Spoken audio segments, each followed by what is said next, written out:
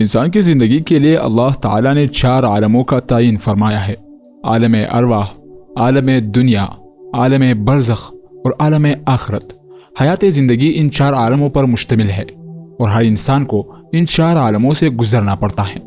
ہم لوگ عالم ارواح سے آئے ہیں، عالم دنیا میں رہ رہے ہیں، مرنے کے بعد عالم برزخ میں چلے جائیں گے اور عالم آخرت میں قیامت کے دن پھر سے اکٹھے کیے جائیں گے۔ اللہ تبارک و تعالیٰ نے پہلے پل جب ہمیں پیدا فرمایا تو ارواح کی شکل میں پیدا فرمایا، اور جس عالم میں ہمیں رکھا گیا وہ عالم ارواح تھا۔ عالم ارواح کو عالم ارواح اس لیے کہا جاتا ہے کہ وہاں پر صرف روحیں رہتی ہیں اور وہاں پر جسم نہیں ہوتا۔ وہ عالم بالا ہے، اور کیونکہ روح پاک اور نورانی ہوتی ہیں اس لیے اسے عالم نور بھی کہا جاتا ہے۔ اسلامی روایات کے مطالعے سے ہمیں یہ بات پتہ چلتی ہے کہ اس دنیا میں بھیجے جانے سے پہلے ہم سبھی ایک اور عالم میں بھی رہ کر آ چکے ہیں جسے عالم ارواح کہتے ہیں، یعنی روح کو انسان کے پیدا ہونے سے پہلے ہی پیدا کر کے عالم ارواح میں رکھا گیا ہے۔ روایت ہے کہ آپ صلی اللہ علیہ وسلم نے فرمایا کہ اللہ تعالیٰ نے روحوں کو انسانوں کے پیدا ہونے سے 2000 سال پہلے پیدا کر دیا تھا۔ کائنات میں جب اللہ اور اس کے فرشتوں کے سوا کوئی دوسری مخلوق نہیں تھی، تب اللہ تعالیٰ نے یہ ارادہ فرمایا کہ ایک ایسی مخلوق پیدا کی جائے جو میری عبادت کرے اور مجھے رب تسلیم کرے۔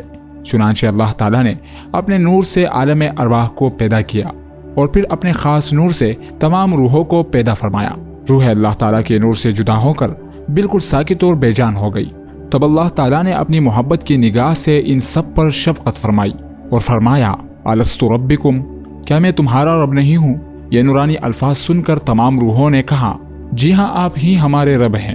اسی فطرت اور عہد کے ساتھ انسان اس دنیا میں آتا ہے، مگر دنیا میں آنے کے بعد ماحول اس کو اپنے سانچے میں ڈال دیتا ہے۔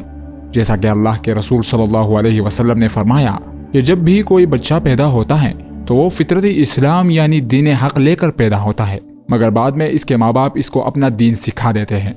اسی بات کا ذکر قرآن مجید میں کچھ اس طرح سے ہے: جب اللہ تعالیٰ نے حضرت آدم علیہ السلام اور ان کی اولاد کو پیدا فرما لیا تو ان سے یہ اقرار کروا لیا کہ کیا میں تمہارا رب نہیں ہوں؟ وہ کہنے لگے: کیوں نہیں، ہم گواہ ہیں۔ یہ اقرار اس لیے کروایا گیا تاکہ قیامت کے دن تم یہ نہ کہہ سکو کہ ہم اس سے بے خبر تھے۔ اس کے بعد اللہ تعالیٰ نے یہ اعلان کیا کہ اگر تم میں سے کوئی دنیا اور دنیاوی حیثیت چاہے گا تو میں اسے وہ عطا کروں گا، اگر تم میں سے کوئی جنت چاہتا ہے تو میں اسے وہ بھی دوں گا، اور اگر تم میں سے کوئی میری ذات یعنی میری پہچان چاہتا ہے تو میں اسے وہ بھی عطا کروں گا۔ تمام روحوں کو بنانے کے بعد اللہ تعالیٰ نے ان کا ریکارڈ اپنے پاس لوح محفوظ میں رکھ لیا۔ تمام انسانوں کی روحیں عالم ارواح میں رہ کر انتظار کرتی ہیں، اور پھر روحیں وہاں سے بتدریج دوسرے عالم یعنی عالم دنیا میں بھیج دی جاتی ہیں۔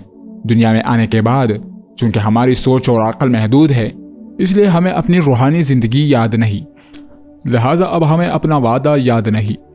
اس لیے اللہ تعالیٰ نے انبیاء کرام بھیجنے کا سلسلہ جاری کیا تاکہ وہ ہمیں بار بار کیا ہوا عہد یاد دلوا سکے اور صحیح راستہ بتا سکے۔ اب اگر ہم روح کے بارے میں بات کریں کہ روح کیا ہے تو اس کا جواب ہمیں کچھ اس طرح سے ملتا ہے کہ روح اللہ تعالیٰ کا ایک راز ہے اور اس کا پورا علم صرف اور صرف اللہ تعالیٰ کے پاس ہی ہے۔ جب ایک بار کچھ یہودیوں نے آپ صلی اللہ علیہ وسلم سے روح کے بارے میں سوال کیا کہ روح کیا ہے، تو اس وقت اللہ تعالیٰ نے یہ آیات نازل فرمائے جس کا ترجمہ یہ ہے: یہ لوگ آپ سے پوچھتے ہیں کہ روح کیا ہے، تو آپ فرما دیجئے کہ روح اللہ تعالیٰ کا حکم ہے، میرے رب کا امر ہے، اور تم لوگوں کو اس کے بارے میں تھوڑا سا علم دیا گیا ہے۔ دنیا میں بھیجے جانے کے بعد روح کی جنتی زندگی متعین کر دی گئی، اس سے ایک لمحہ بھی روح یہاں پر زیادہ نہیں گزار سکتی۔ عالم دنیا حیات انسانی کی دوسری منزل ہے، یہی عالم دارالعمل ہے، اور یہیں پر کیے جانے والے اعمال کا انحصار اس چیز پر ہے کہ ہم آگے کون سے عالم میں بھیج دیے جائیں گے، یعنی عالم ارواح روحوں کا ویٹنگ روم ہے، جہاں پر وہ دنیا میں آنے کا انتظار کرتی ہیں۔ اس کے بعد دنیا میں اپنی عمر گزارنے کے بعد یہ روحیں عالم برزخ کی طرف چلی جاتی ہیں، وہ بھی ایک طرح کا ویٹنگ روم ہی ہے جہاں پر یہ تمام روحیں قیامت کے دن کا انتظار کرتی ہیں۔ قیامت کے دن حساب و کتاب کے بعد جہنم کے لوگ اللہ تعالیٰ سے فریاد کریں گے کہ اے اللہ، تو نے ہمیں 2 مرتبہ مارا اور 2 مرتبہ زندہ کیا، اس سے آگے کوئی اور بھی مرحلہ موجود ہے؟ مگر آخرت آخری مرحلہ ہے، اور وہاں پر لوگ ہمیشہ ہمیشہ کی زندگی گزاریں گے۔ اس آیت مبارکہ میں موجود 2 مدتوں کا ذکر ہے، جن میں سے ایک تو عالم ارواح میں عہد لینے کے بعد کی ہے اور دوسری دنیا میں اپنی مادی زندگی گزارنے کے بعد کی موت ہے۔ عالم دنیا میں جو روح کو لباس دیا گیا ہے وہ مادی جسم کی شکل میں ہے۔ یہی جسم روح کا پنجرہ ہے۔ اسی روح سے ہی آپ کی زندگی ہے، آپ کی خوشیاں ہیں، آپ کا سکون ہے۔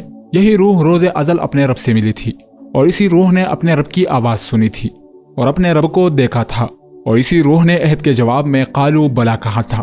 اور یہی روح آپ کے مرنے کے بعد دوبارہ اپنے اگلے عالم میں بھیج دی جائے گی، اور وہاں پر ایک بار پھر آپ